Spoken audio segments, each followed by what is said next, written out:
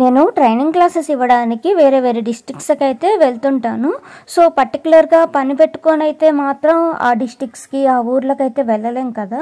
So నేను training classes ఇవ్వడానికి వెళ్ళినప్పుడు ఆ సరౌండింగ్స్లో ఆ చుట్టుపక్కల ఏవేవైతే ఫేమస్ టెంపుల్స్ ఉంటాయో లేదా ఫేమస్ ప్లేసెస్ ఉంటాయో మ్యాక్సిమం వాటిని చూడటానికైతే ట్రై చేస్తాను. ఈ ట్రైనింగ్ ప్రోగ్రాంలో వచ్చేసరికి నాకు దగ్గరలో పెనుగొండ వాసవి కన్యకా పరమేశ్వరి అమ్మవారి దేవాలయం అయితే ఉందని చెప్పేసి మా స్టూడెంట్స్ అన్నారు.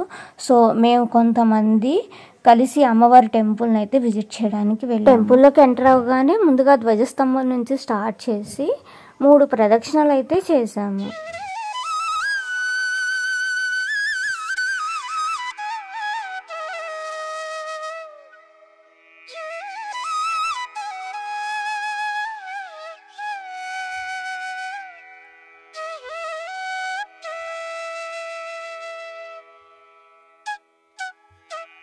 ఆ తర్వాత టెంపుల్లో దర్శనం చేసుకోవడానికైతే వెళ్ళాం, కానీ బట్ మొబైల్ అయితే లోపలికి ఎలా ఉండదు కదా. సో లోపలైతే నేను వీడియో షూట్ చేయలేకపోయాను. తర్వాత బయట స్వామివారికి నీటితో అభిషేకం. ఎప్పుడు గుడి గోపురాన్ని బయట నుంచి చూడటమే కానీ ఎప్పుడు లోపలికి అయితే వెళ్ళలేదు. సో ఇక్కడైతే వెళ్ళే అవకాశం ఉందని చెప్పేసి అన్నారు. ఒక 10 రూపీస్ టికెట్ తీసుకొని అందరం కలిసి గుడి గోపురంలో ఎలా ఉంటుందో వెళ్ళాము.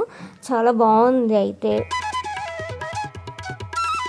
ఎప్పుడు గుడి గోపురం మీద కనపడే ఈ విగ్రహాలు అన్నీ ఈరోజు చాలా దగ్గరగా చూడటం అనేది చాలా బాగుంది.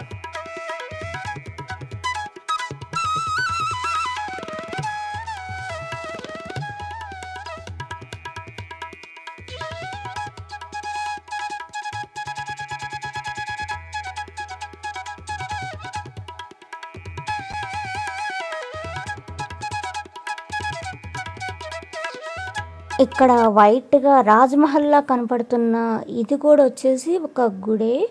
ఇప్పుడు నేనున్నదేమో పాత గుడి అంట, అదేమో కొత్తగా రీసెంట్గా అమ్మవారికి టెంపుల్ కట్టారంట. సో దానికి కూడా చూడటానికైతే వెళ్ళిపోదాం.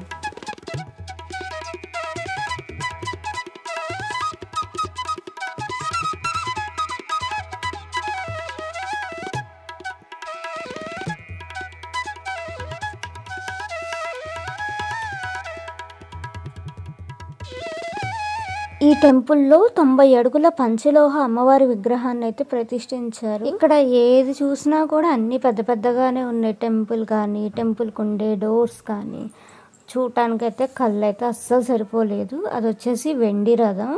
టెంపుల్ మొత్తం చూడండి ఎంత పెద్దగా ఉందో. టెంపుల్లో దర్శనం అంతా అయిపోయిన తర్వాత అద్దాల మండపం ఉంటుందంటే చూడటానికి వెళ్ళాము.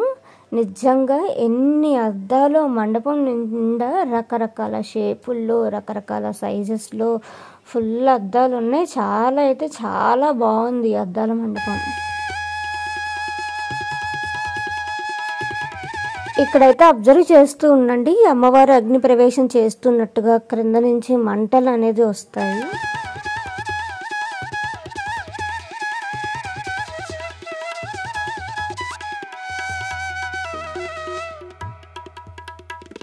మంటల ప్లేస్లో ఏముందా అని చెప్పేసి దగ్గరికి వెళ్ళి చూస్తే అన్ని రెడ్ క్లాత్స్ అండ్ లోపల వైపున వచ్చేసరికి కలర్ లైట్స్ ఉన్నాయి. సో దీనివల్లనే మంటలాగా మనకు కనబడుతుంది.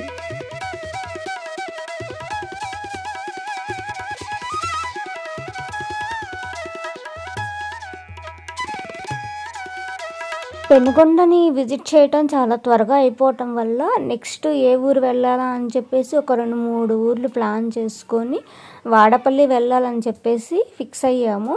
సో వాడపల్లిలో కూడా ఓన్లీ జస్ట్ బయట వరకు మాత్రమే నేను వీడియో షూట్ చేయగలిగాను. లోపల వైపున మొబైల్ అనేది అలో లేదు కదా.